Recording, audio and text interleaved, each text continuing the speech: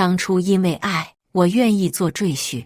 这些年，为了女友一家，我任劳任怨，做牛做马。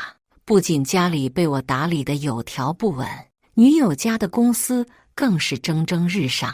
但他们一家却觉得都是他们的功劳，不仅一直看不起我，女友甚至还跟我分手。可他们哪里知道，我原本是市区首富家的二公子，失去了我，女友一家的公司不仅岌岌可危，甚至连生活都出现问题。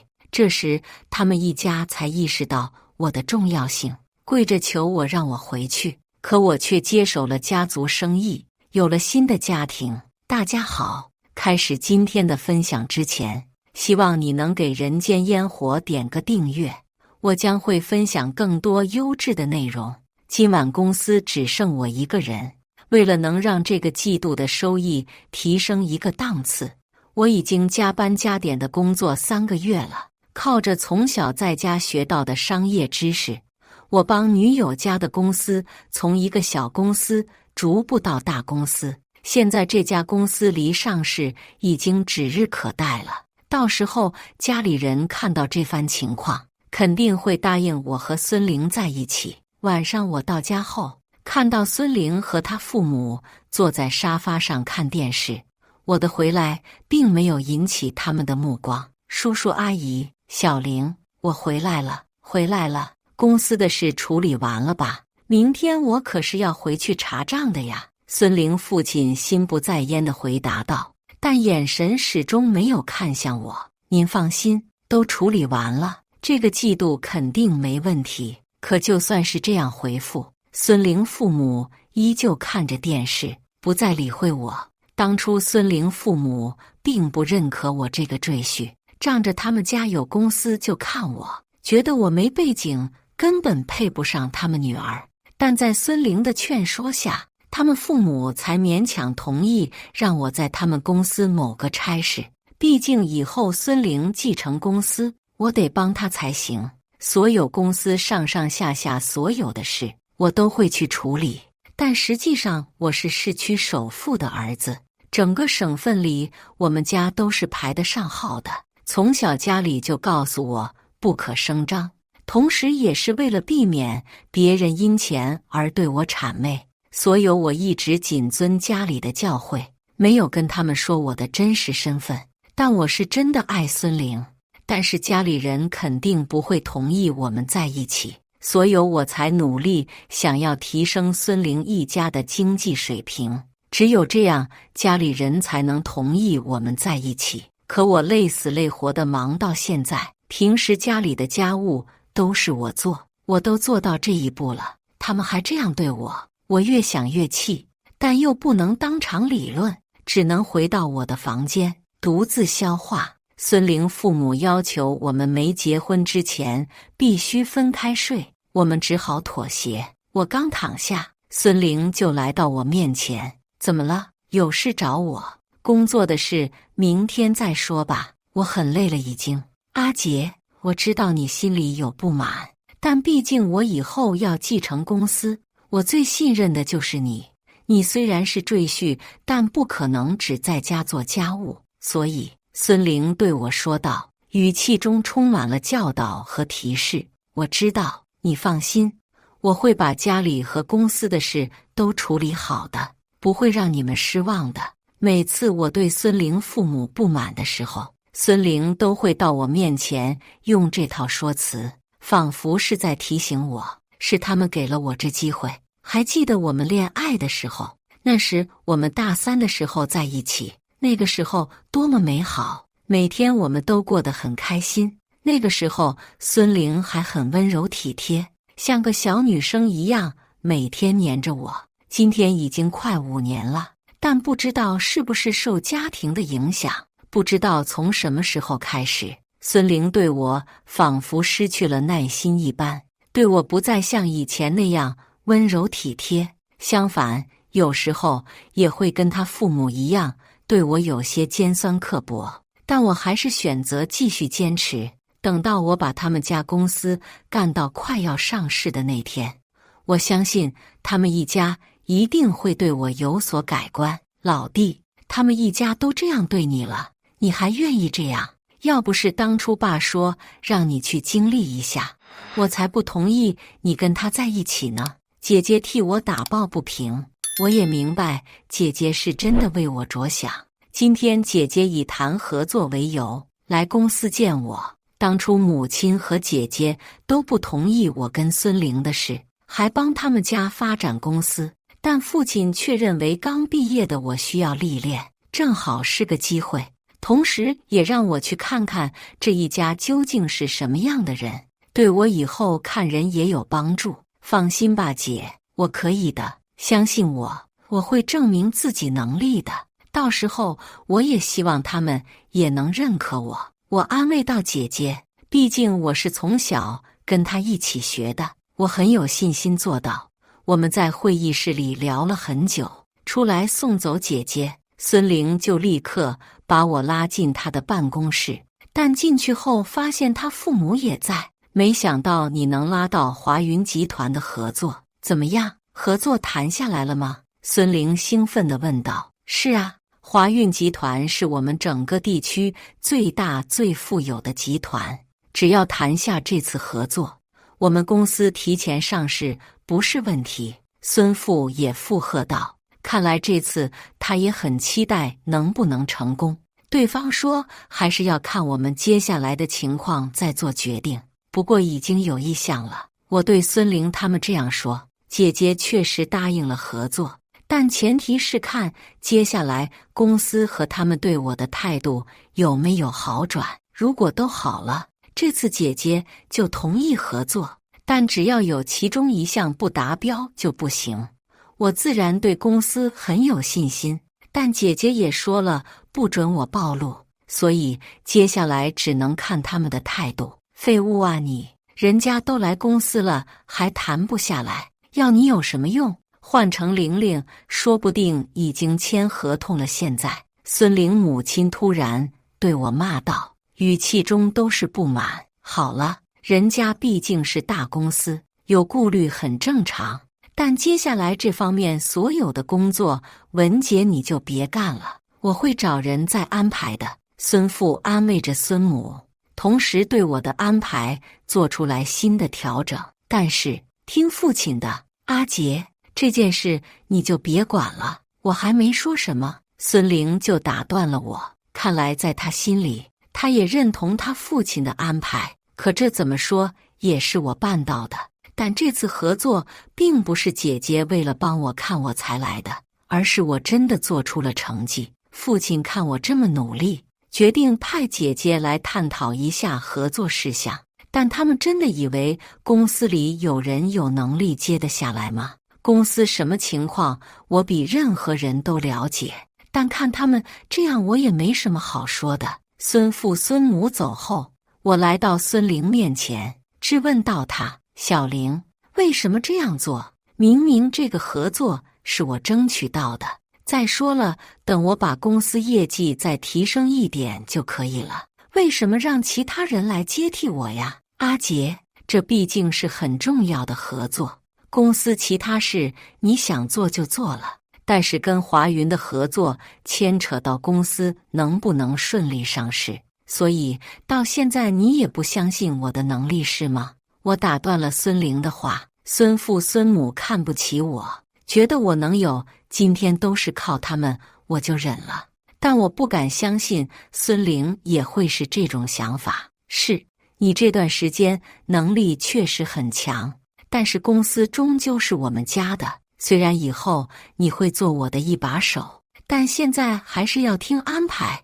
我没听完他的话，我就直接出了办公室。虽然对于这个情况我谈不上失望，但是看到孙玲对我的态度，我还是觉得失落。晚上回到家，我穿上围裙，开始做饭，然后收拾家务。换做平时，我做这一切我都无怨无悔，但今天我心情不好，一不小心打碎了一个杯子。你看看你，什么都干不好，合同签不了，现在连家务都做不好。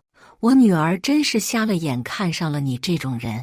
孙母在那里对我不停地谩骂道。孙父没有什么表情，继续看电视，而孙玲也没什么表示，只是静静地坐在那看着我。我在家的时候，家里人都心疼我，不舍得我干一点活。来到孙家，我为公司努力，在家伺候这一家，还被各种指责。我越想越气愤，直接撂挑子不干了，回了房间，关上门后，我还听到孙母不停地咒骂：当个赘婿有啥好神气的？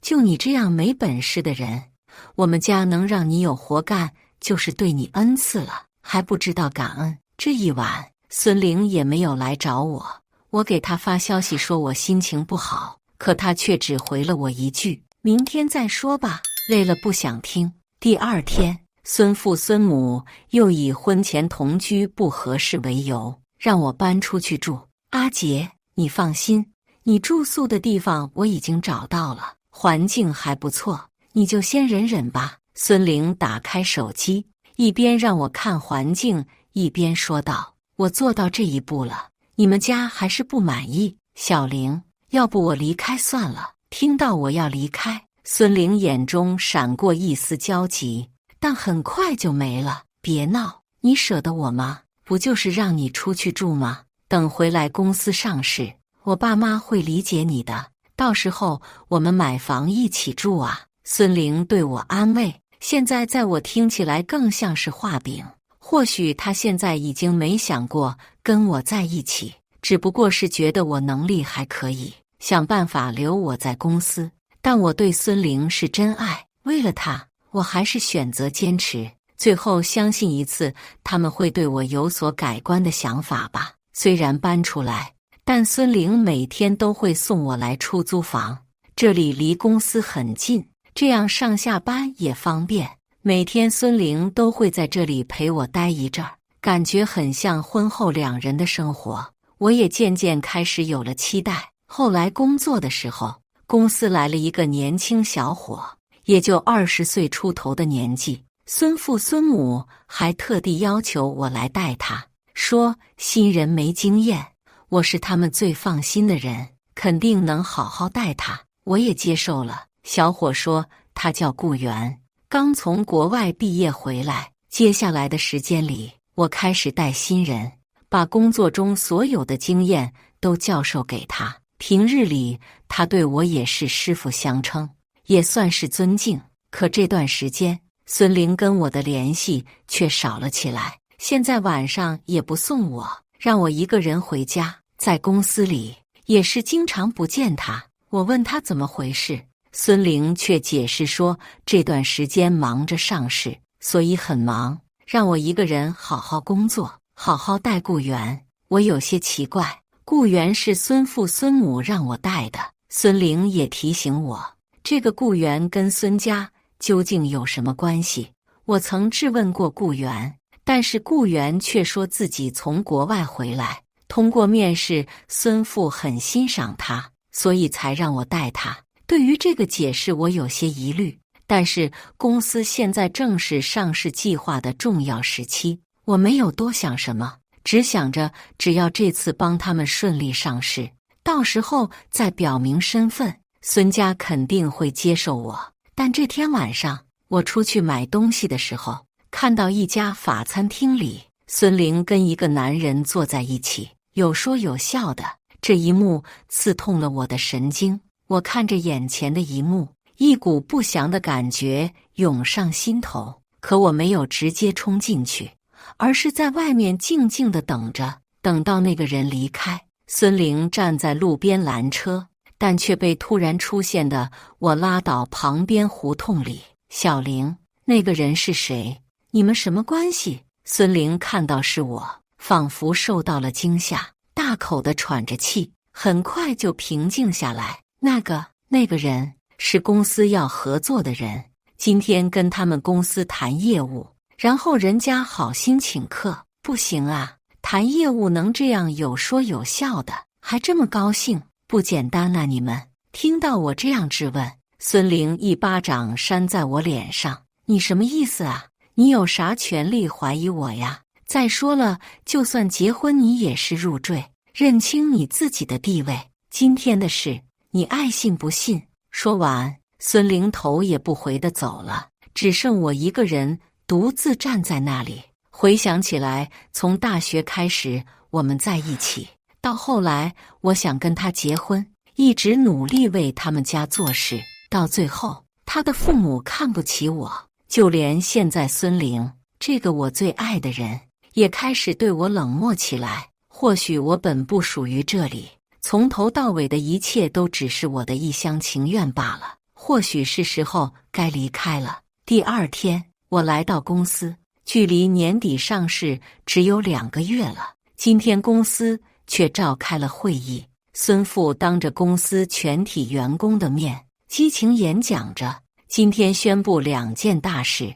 第一，就是经过大家不懈的努力，我们公司已经决定今年年底就进行上市计划，明年开春我们公司就能上市了。公司全体员工热烈鼓掌，终于等到这一天了。然后就是另一件事，大家都知道孙玲是我闺女，是要接任董事长职位的。随后孙富又继续说道，但公司总经理的位置就空出来了，所以接下来就由一名对公司发展很重要的人来接任这个位子。说到这，所有人都觉得这人是我无疑了，毕竟我对公司的付出是所有人都有目共睹的，而且我跟孙玲的关系也不是秘密，所以这个位置不出意外是我的，由我亲侄子孙元接任。当结果宣布的时候，所有人都沉默了。上台的是顾源，原来他真名叫孙元啊，看来一切都有迹可循，难怪会让我来亲自带他，这是计划好了要把我踢出局。但这次并没有出现想象中的鼓掌和欢呼，所有员工对这个结果都沉默了。一是看到这家公司已经彻头彻尾变成了家族企业，那说明自己以后再怎么努力也没用，同时就是对我的惋惜，明明我比任何人都值得这个位置，只让一个跟我几个月的一个新人接替我。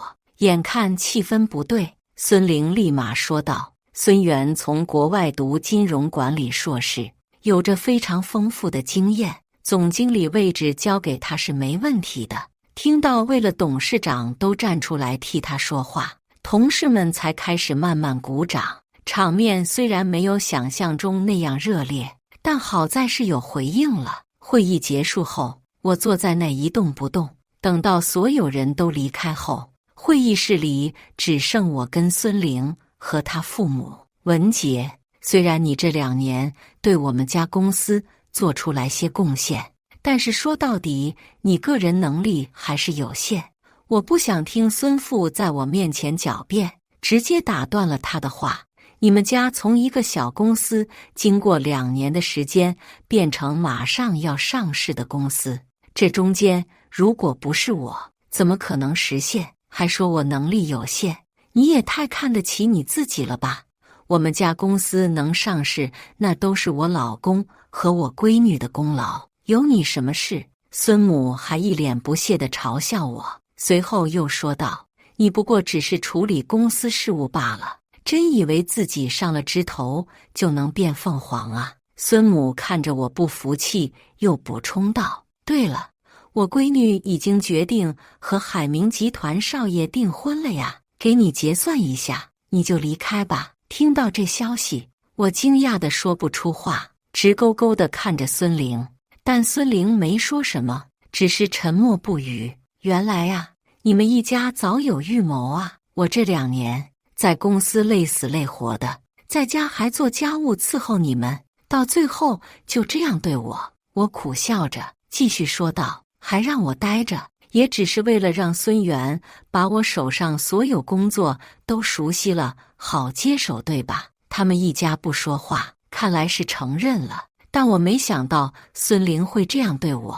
我原以为只要做得足够好，他们一家就会对我有所改观，看来到头来也不过是我一厢情愿罢了。或许父亲是想到了我会有今天，才会这样放心的让我在这里干吧。爸妈，你们先回去，我单独跟阿杰说几句吧。他父母离开后，屋里只剩我们俩人。抱歉啊，阿杰，这件事没能提前跟你说。孙玲的语气中充满了委屈，好像他是最大的受害者一样。但是你也知道，我们家马上就要上市了，找一个好点的人家和亲也能帮助我们家顺利，而且他人还很不错。说到这，孙玲停顿了一下，随后又继续说道：他们家跟华云集团又比较熟，这对我们家只有好处。我心里还是爱你的，你要是不甘心，我跟爸妈说说，让你别走，待遇也给你。算了吧。我打断了孙玲的话，看来你早就不爱我了呀，留我也只是为了让我帮你家公司罢了。我深呼吸，平复一下情绪后，又说道：我没想到我一片真心，到最后却落到这一步。孙小姐，你跟你父母看我的样子没什么区别。孙玲低下头不说话。我们结束了，我会离开的，工资我不要了，祝你幸福。我起身离开，刚打开门要走，阿杰，我说被逼的，你信吗？我扭过头看了看他，笑着说道：是吗？我看你挺乐意的呀。随后我头也不回地离开了。下午我收拾东西，原来曾经我跟孙玲留下了这么多有回忆的东西，这个时候我只觉得没了意义。我竟然哭了一晚上，也许是为自己感到不值，也许是看透了这一切的本质，让我感到寒心。第二天一早，回到了曾经那个熟悉温暖的家。刚一进家门，姐姐看到我回来了，一上来就把我抱在怀里，高兴地喊道：爸妈，小杰回来了呀。听到姐姐的声音，母亲立马下了楼，看到我回来了，也是激动地抱着我：我的宝贝儿子回来，让妈看看。哎呀，你瘦了好多呀。而父亲则笑了笑，坐在沙发上看着我说道：回来了，看起来成长了不少啊。今晚好好跟我们聊聊你小子这2年的经历呀。晚上我们一家久违地坐在一起吃了顿团圆饭，我把我这2年的经历跟家里人说了说。听到孙家这样对我，姐姐和母亲气得破口大骂，说要让孙家付出代价。但父亲听着却笑了笑，随后说道：哎，我的小杰通过自己的能力，用了2年的时间就能把一个小公司干到快要上市，已经证明了他的能力了，很好很好。听到父亲的话，姐姐和母亲情绪稳定了很多，能得到父亲的认可，我心里感到很开心和自豪。接着父亲又说道：再说公司上市后的事情更麻烦，他们家显然没有谁能担此重任。靠那个留学回来的小鬼吗？不可能。父亲停顿了一下，随后继续说道：最重要的是，上市前他们肯定会召集晚宴来邀请各公司老总到场，发现他们家公司没有能支撑的人，肯定不会入股的。父亲不愧是老江湖，分析着这个局面，能看得出来孙家没有多少眼界，天真的以为找个有留学经历的人就能担起重任，天真的以为只要跟谁家联姻就能顺利上市。当他们家知道他们得罪了我们家，还会不会答应这件事？回来后，我也是难得清闲，毕竟这2年的努力，我几乎没有休息过。回到家做回那个小少爷，给自己放了1个月的假。这天我在打游戏的时候，姐来到面前，拿着手中的请柬，笑着对我说道：孙家的邀请函，他们家公司马上上市，准备借助这次晚宴拉拢各公司，也给我们家发了。我接过请柬，看了看内容，姐姐笑着说道：不得不的说，弟你也真是厉害，能忍住这么久不坦白身份，换别人估计早就按耐不住了。一开始我想着他们家那个阶层爸妈肯定不同意，而且听老爸的，先不暴露身份也能看出他们对我什么态度。这下看来，还是老爸眼光毒辣呀？姐姐搂着我的脖子，笑着跟我说道：“明天好好打扮一下，跟我和老爸老妈一起去赴宴。我也要瞧瞧没了你，他们公司还能不能顺利。”晚上，我们一家来到宴会。刚入场，我先去了趟卫生间。出来后，姐姐和爸妈已经走到会场中心，一群人围了过来打招呼。看这情况，我先不打扰，拿起一杯酒，自己先喝起来。这时，孙父走到台上，拿起话筒说道：“感谢各位老总前来参加我们孙家的晚宴。我们孙家通过不懈努力，终于要上市了。在此，孙某提前摆下这场晚宴，招待各位，希望以后各位多多照顾。”随后，孙母和孙玲带着孙元挨个发言，言语中都是希望以后可以谄媚，没什么好听的。最后，孙母当中宣布孙玲和海明集团张少爷订婚的事，借助这个机会，希望各位捧场。看着他们在上面发言的样子，我也是觉得一阵无语。这一家子这么虚伪，我当初是怎么想着让他们对我改变看法，让他们一家好起来的？现在想想，只觉得自己当时脑子有问题，还是父亲老谋深算，看来是早就看透了孙家的本质，知道我会回来，才这么放心让我去。发言完后，孙家开始挨个打招呼：“华总，没想到您来了呀！今天能见到您，实在是太荣幸了。带您夫人和千金也来了呀。上次您千金来我公司谈的那个合作，今天应该可以签约了吧？”孙家来到我爸妈和我姐面前，我没有迎上去，毕竟我对孙家已经没有了什么感情，我就躲到一边自己喝酒。就在孙家跟父亲套近乎的时候，看到了站在角落的我。谁让他进来的？这种人怎么能让他来这种地方啊？赶紧找人把他给我赶出去！孙父看到我后，直接对着周围人喊道：“姐姐和母亲本想发火，却被父亲一个眼神安抚住。”我也瞬间明白了父亲的意思，就是这不是那个想高攀我家的赘婿吗？怎么刚走就后悔了？当初不是挺有骨气的吗？告诉你，就你是配不上我们孙家的。孙母刚嘲讽完，孙元就立马补充道：“真是，师傅啊，我知道你心里肯定不平衡，毕竟我才来几个月，就比你这干了2年的人还有能力，你心里不舒服也正常。”孙家一伙人当着在场所有老总的面嘲讽我，看来全场也就他们一家不知道我的身份，其他人都不敢说话。孙玲看着我，一句话也没说，眼神中也透露着看不起我的感觉。就这样，我站在那被他们羞辱了快10分钟了。这时候，保安也来了，准备拉我出去。好了，儿子，别站在那了，坐你姐旁边吧。父亲发话道：“好。”随后，我直接坐到我姐身边，我姐也顺势把我搂在怀里，看着孙家。父亲一声儿子，孙家瞬间呆立当场，现场没了声音。看着孙父孙母惊讶到嘴巴都合不上的样子，我只觉得滑稽，而孙玲更是满脸的不可置信，眼睛死死地盯着我。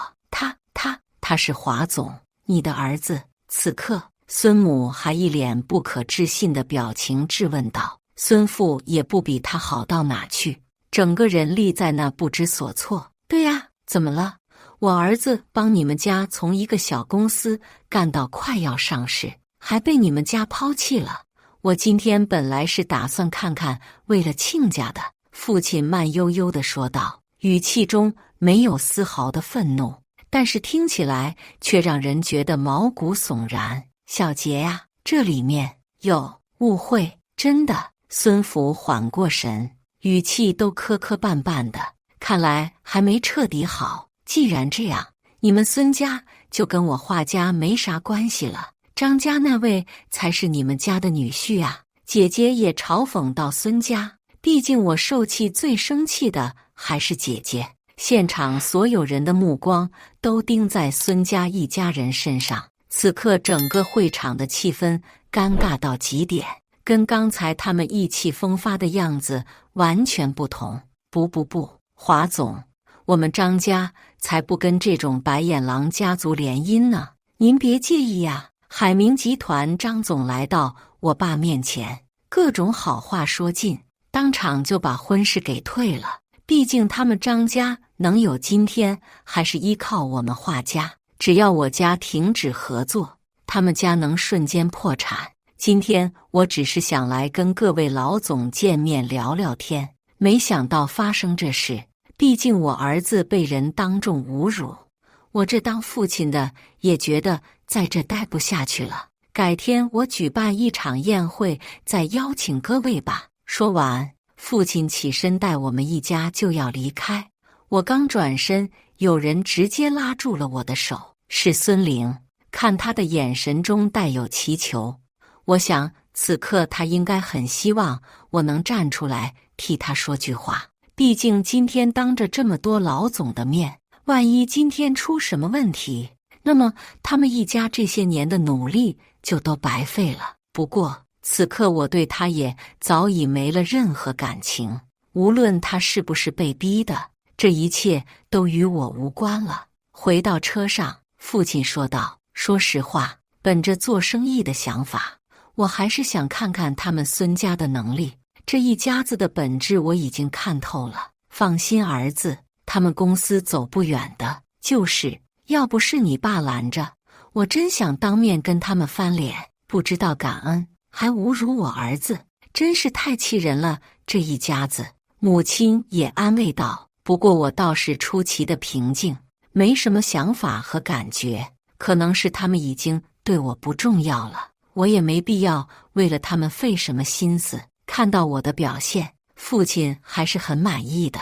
看来我儿子现在不仅能力提升了，还沉得住气，很好。这下我可以放心的把公司交你们了。小杰，以后你尽心尽力的辅佐你姐呀。是，父亲。第二天，孙家当众侮辱市区首富儿子的新闻冲上了热搜，各大平台争相报道，孙家的股份也瞬间跌了很多。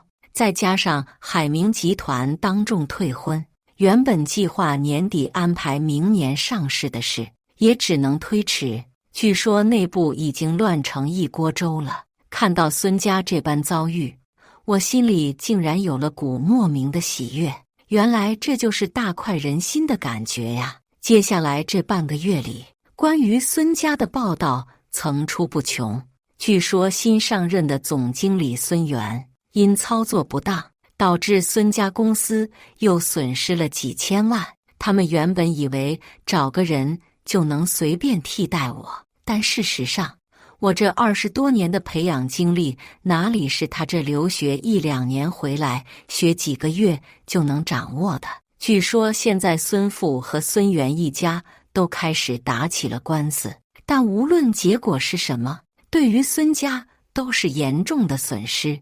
这天我独自在咖啡馆休息，好久没那么轻松了。就在我喝完最后一口咖啡后，有人突然坐到我面前，原来是孙父孙母啊，是你二老啊，有什么事吗？小杰呀，我的好女婿呀，之前咱们有点误会，我们还是信任你的，不然当时公司怎么会交给你呢？孙母献殷勤地说道。对呀，我的好女婿，你就被生气了呀？你跟孙玲的婚事我们同意，我们不要彩礼，婚礼的一切都由我们出。孙父附和道。说实话，我实在是低估了这二老脸皮厚的程度。当初我在他们家做牛做马，累死累活的，也没换来一句好话。现在知道对我各种献殷勤说好话，我承认我当初单纯了点，但我还不傻。别，我可不是你女婿，我记得女婿是海明集团的张公子。哦，对了，人家退婚了。我对着这二老一顿阴阳，但他们却不敢反驳，不敢回话。这种被人踩在脚下的感觉他们也终于体会到了，不是有新上任的总经理吗？公司出了事，他应该出来负责呀。说到这，二老支支吾吾地说出了原因。原来这个孙元这些年在国外一直花天酒地，不学无术，如果不是给老师送礼，都毕不了业。回来后第一天上任就得罪了合作商，导致公司损失巨大。那找我的目的是什么？我直接问道。这二老委婉地说出目的，大体的意思是，首先希望我跟孙玲结婚，但能看得出来，他们是希望有我这个金龟婿能帮他们家挽回些名誉。第二，他们希望借助我们华家来帮他们家渡过难关，毕竟这2年都是我做的，我很清楚公司情况，如果不能成功上市，加上股东撤股，那么孙家会直接宣告破产，背上巨额债务。反正毕竟事情已经发生，眼下也只有求我跟孙玲和好这一条路。小杰，你是不知道，其实小玲是被我们逼的，她心里其实还是爱你的。当初她也是死活不愿意，非你不嫁，但架不住我们劝说。现在不一样了。孙母侃侃而谈地说着她女儿对我如何痴情，当初如何不愿意的。其实我们对你很满意的，只是你也知道做父母的难免会担忧女儿，所以才试探一下你。孙父也附和道，我看他好像也没拒绝吧。其实对于你们一家来说，包括小玲自己，她跟谁结婚都没关系，只要能帮到家里就行。我打断了孙父孙母的话，但他们此刻好像也无力反驳，一直低着头不说话。我没有继续理会他们，转身离开。他们想要挽留我，一时间也不知道该怎么说。走到半路上，我一摸口袋，发现一枚钥匙。对了，这是孙玲给我租的房子钥匙。当时简单的收拾了一下东西就走了，想起来还有几样东西忘拿了。我顺路回到了这里，打开门，屋里的场景还是一样的熟悉。回想起来之前我跟孙玲一起在这里的时候，那个时候她明明答应了我，等一切都好转后我们结婚，一起好好生活。现在看来都不过只是当初为了挽留我的一些谎言罢了。我进屋关上门，卧室里一个身影突然出现在我面前，吓我一跳。是孙玲，她怎么会在这里？你怎么在这？我疑问道，随手把手机放在胸口的口袋上。阿杰，我就知道你不是无情的人，还会来找我。我手机联系不上你，我就一直在这里等。我等了好久，你终于来了。看到我来了，孙玲激动地说道，随后紧紧地抱着我。我挣脱开她的拥抱。或许曾经的我会为此感到高兴，但现在我却只觉得有些厌烦。看我睁开，眼神中也没了之前的温柔。孙玲显得很慌张。阿杰，那我问你，你为什么骗我？为什么隐瞒自己的身份呢？如果你早日承认你的身份，我们之间会有今天吗？孙玲激动地说道，眼中的泪水都流了出来。而我则显得异常平静，叹了口气说道，因为当初以你们家的情况，我家里肯定不会同意，所以我才努力让你们家公司上市，这样差距会小一些，家里也能同意。随后我坐到沙发上，看着孙玲继续说道，我隐藏身份也是一方面，也是为了能方便工作锻炼一下自己，另一方面就是看你们一家的态度。说到这，孙玲沉默地低下头，或许是猜到了我的意思，如果他们知道了我的身份，或许会利用我的身份为他们家谋取各种利益。他们一家到最后看上的也只是我的身份背景，而不是我这个人。我跟你说过，我其实也是被逼的。张家来提亲，我父母撮合我和张家公子联姻，我也不想，我是爱的，但我也没办法呀。我是个赘婿，看清我的身份地位，这是你那一巴掌给我的提醒，你自己都忘了。我打断了孙玲的话，也许这中间他可能确实有被逼的情况，但总体来看，他自己并不反感，甚至是可以接受。我起身进屋，从床底下拿出了一个鞋盒，里面是我大学毕业证和各种证书。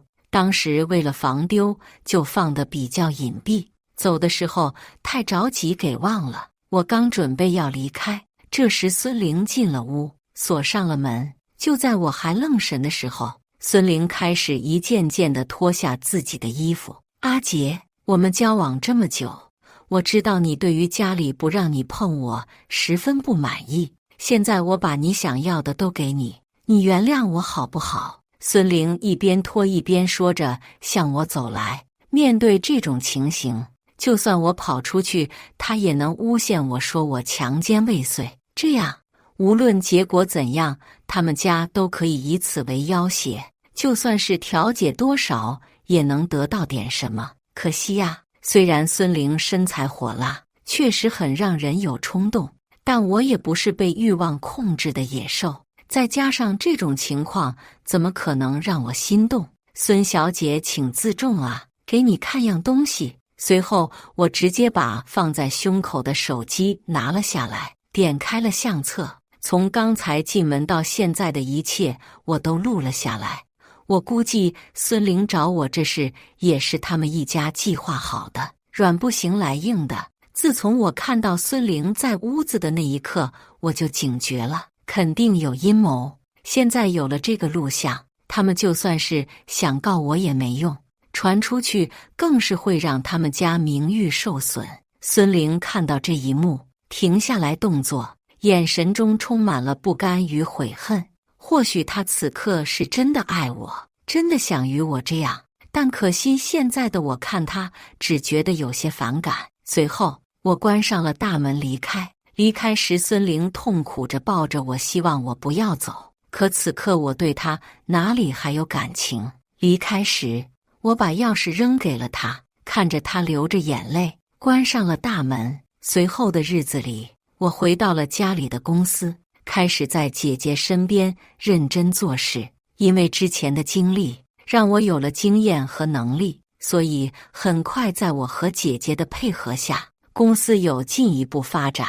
而孙家再有消息也是2个月后，刚过完年，孙家公司就宣告破产。孙玲和孙元他们2家之间的官司闹得家族里分崩离析，后来股东们纷纷退股，合作商也都终止了合作。孙家名下所有财产都被查封，同时还欠了几百万。孙父孙母也被执行成了老赖，却没有孙玲的消息，但估计也会受此牵连。再次见面就是开春的时候，我跟姐姐一起出来逛街，难得的假期，我们一起出来玩。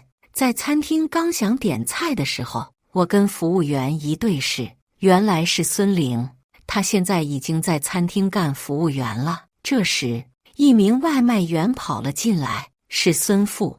他看起来比之前更沧桑更黑了，看到我脸上尽显尴尬，拿了餐后立马跑了出去。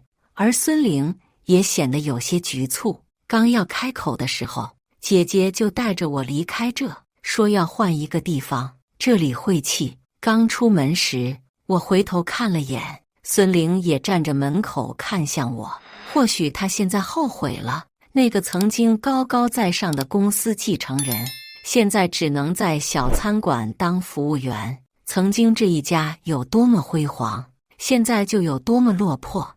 但这一切都是他们咎由自取，怪不了别人。而我依然有爱我的家人，富裕的生活，我的人生依旧一片幸福与美好。以上就是今天分享的故事。大家有什么想说的、想吐槽的，欢迎在下方评论交流。也更希望能给人间烟火点个订阅，我将会分享更多优质的故事内容。